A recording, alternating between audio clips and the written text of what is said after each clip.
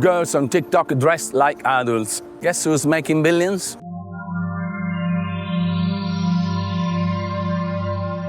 On social feeds, you see young girls dressed like adults, talking about skincare, makeup, and luxury brands. A scene that should disturb us, yet it gets normalized, scrolled past as if it were just entertainment. But it's not entertainment, it's adultization. And it's incredible how many players are making billions out of it. Follow me until the end and I'll tell you exactly who they are. And if you like my content, hit follow right now, otherwise you may never see it again, thanks to the algorithm of this platform. Children no longer grow step by step.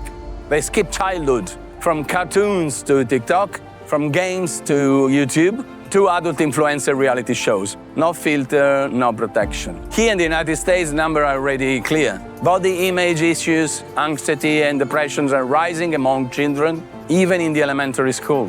This is not early maturity, it's fragility, built by a system that monetizes every second of their lives. Write in the comment what you think and share this video, we need to talk about it.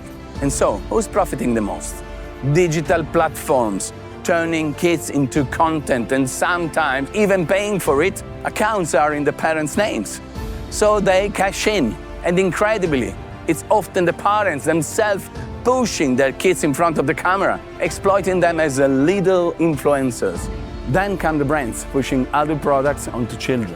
Children are losing their childhood, and while they pay for the price, platforms, companies, and even parents are making money.